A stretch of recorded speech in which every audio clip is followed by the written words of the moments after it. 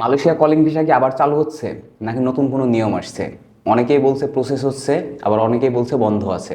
আজকে আমি আপনাদেরকে জানাবো মালয়েশিয়া কলিং ভিসার সর্বশেষ আপডেট, যে আপনি কি এখনই প্রসেসিং শুরু করবেন নাকি আরও কিছুদিন অপেক্ষা করবেন।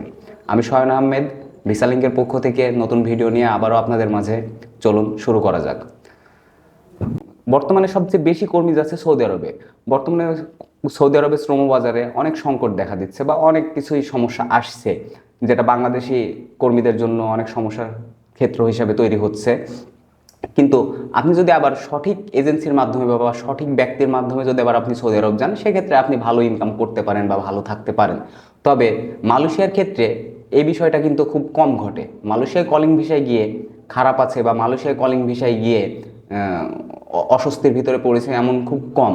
তাই অনেকেরই স্বপ্ন থাকে যে মালয়েশিয়াতে কলিং ভিসাতে যাবে এবং পারিবারিক অবস্থার উন্নতি এবং নিজের উন্নতি করবে। তো সেই স্বপ্নের মালয়েশিয়ার কলিং ভিসা অনেকদিন যাবতই বাংলাদেশ থেকে বন্ধ।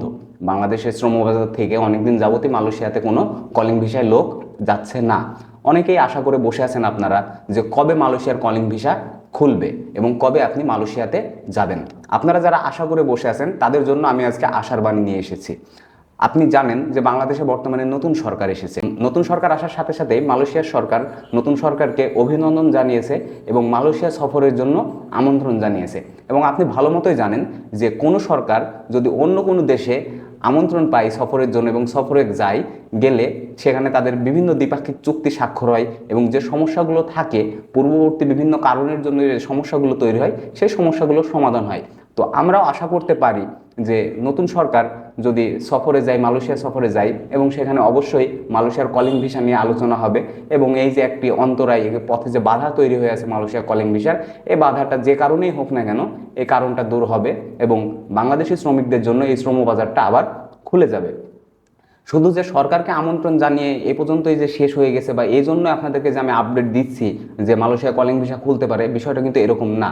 আপনারা জানেন বা আপনারা যদি একটু দেখেন, ঘাটাঘাটি করলেই দেখবেন যে গত আপনার 20 ফেব্রুয়ারি কি 19 ফেব্রুয়ারিতেই বর্তমান যে আপনার বৈদেশিক ও কর্মসংস্থান মন্ত্রী আছে এবং প্রতিমন্ত্রী আছে, তারা একটি প্রেস ব্রিফিং করেছে এবং তারা সেখানে বলেছে যে আমাদের যেই যেই জায়গাগুলো শ্রমবাজারগুলোতে আমাদের যেই যে ভুল বা ঘাটতির কারণে আমাদের শ্রমবাজারগুলো বন্ধ হয়ে গেছে, আমরা খুব শীঘ্রই আলোচনাতে বসবো এবং এই শ্রমবাজারগুলো আমরা খুলে নিয়ে আসার বা এই শ্রমবাজারগুলো আমাদের বাংলাদেশিদের জন্য উন্মুক্ত করার চেষ্টা করব।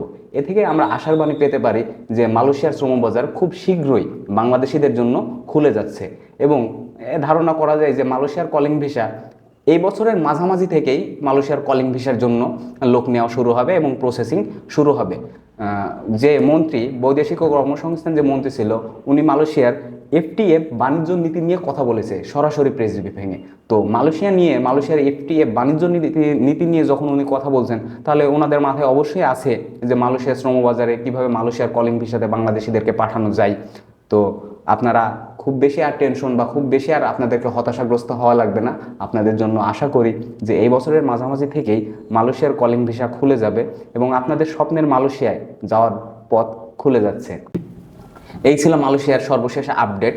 মালয়েশিয়ার পরবর্তী আপডেট, যে কোনো আপডেট আসার সাথে সাথেই আপনি আমাদের এই চ্যানেল থেকে পেয়ে যাবেন এবং মালয়েশিয়ার সর্বশেষ আপডেট পেতে হলে অবশ্যই আপনি আমাদের চ্যানেলটি সাবস্ক্রাইব করে রাখবেন এবং আমার এই ভিডিও থেকে যদি আপনি উপকৃত হন তাহলে অবশ্যই লাইক, কমেন্ট ও শেয়ার করতে ভুলবেন না।